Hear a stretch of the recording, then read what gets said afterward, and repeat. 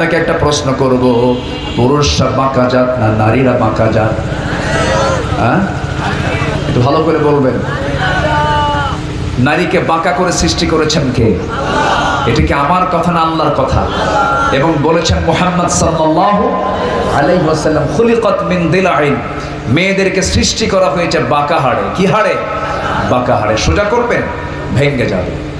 এখন স্বামী স্ত্রীর মধ্যে যদি কোনো দ্বন্দ্ব লেগে যায়, এর মধ্যে সবচাইতে বেশি ছাড় দেওয়ার মানসিকতা থাকতে হবে পুরুষের না নারীর? অনেকে চুপ করে আছে, হুজুর আমার না বইয়ের, এরকম চিন্তায় আছেন নাকি? এখানে ছাড় দেবে বেশি কে, বউ না স্বামী? একটু ভালো করে বলেন তো ভাই, কে ছাড় দেবে? স্বামী। স্বামীকে ছাড় দিতে হবে, কারণ আল্লাহ তাআলা সাক্ষী দিয়েছেন পুরুষ কয়জন আর নারী কয়জন, এটা মাথায় রাখতে হবে। ওরা এক না অর্ধেক? বলেন এক না অর্ধেক? অর্ধেক। তার অর্ধেক যেহেতু আল্লাহ করে দিয়েছেন, আপনি তার ডাবল। অতএব আপনার মাথায় থাকতে হবে যে আমি ডাবল ও অর্ধেক, এই বিষয়টা মাথায় রাখতে হবে।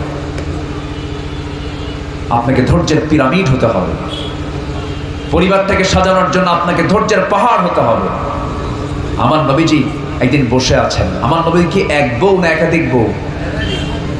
বলেন কোনটা সহজ? এক বউ বলা সহজ না দুই বউ বলা সহজ? হ্যাঁ, এক বউ সহজ, দুই বউ তিন বউ সহজ? কাম সারছে, এতই পারেন। এক বউ সহজ, দুই বউ, তিন বউ, চার বউ আরো কঠিন। সহজ না কিন্তু ইসলামে এটা জায়েজ করেছে বটে। কেন জানেন? অনেকগুলো কারণ আছে। এর মধ্যে এক নম্বর কারণ হলো সমাজে জেনা বন্ধ করার জন্য। ঠিক কিনা বলেন? এই আকাম কুকাম করা ভালো না বিয়ে করা ভালো? বিয়ে। অনেক মহিলা আছে আবার স্বামীকে বলে তুই যা কর কর, আমি কিন্তু বউ একটাই। ওই দেখেন কত বড় খারাপ মহিলা আছে না নাই বলেন তো? এটাও কিন্তু খারাপ দিক। এবং গোটা পৃথিবীর জরিপ যদি আপনি করেন, গোটা ওয়ার্ল্ড এখন জরিপ করে দেখা গেলে পরে 40% পুরুষ আর 60% হচ্ছে মহিলা। আমার দেশেও গড় অনুপাতে আমার দেশে এই মুহূর্তে পুরুষ বেশি না মহিলা বেশি? মহিলা বেশি। তাহলে পুরুষ যদি হয় 40%, মহিলা যদি হয় 60%, তাহলে 40%কে 40-40কে বিয়ে করলো, আর বাকি 20% কি জাতীয় সম্পদ হবে? জাতীয় সম্পদ হবে।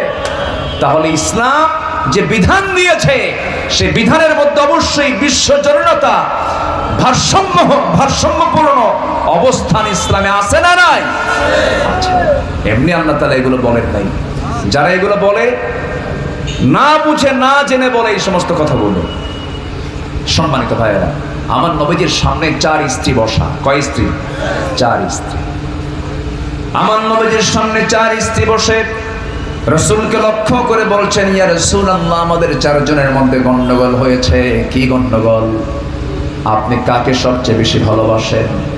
আমার রাসূল বললেন, এমন প্রশ্ন তোমরা করলে কেন? না, আমরা 4 জন গন্ডগোল লেগেছি, সবাই বলতেছে আমাকে বেশি ভালোবাসে, কেউ ছাড় দিচ্ছে না। আপনার মুখ থেকে আমরা জানতে চাই আপনি আমাদের মধ্যে 4 জনের মধ্যে কাকে বেশি ভালোবাসেন? এমন প্রশ্ন শুনে রাসূল মুস্কি একখানা হাসি মেরে বললেন, আমার বউরা শোনো, এই প্রশ্নের জবাব দিতে আমার একটু সময় লাগবে, আগামীকালকে সকালে আমি তোমাদেরকে বলবো। যাও। 4 জনকে ঘরে পাঠায়া দিলেন।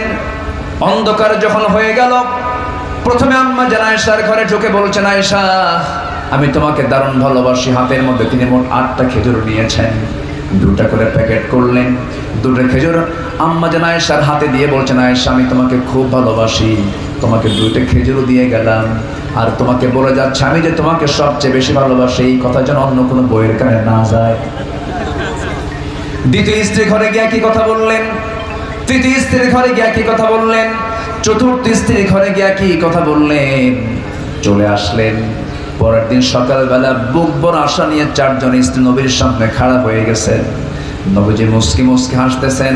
4 জন স্ত্রী এবার প্রশ্ন করছেন, হুজুর আপনি এখন বলুন আপনি কাকে সবচেয়ে বেশি ভালোবাসেন?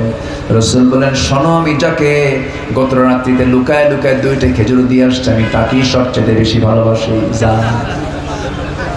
সুবহানাল্লাহ বলবেন।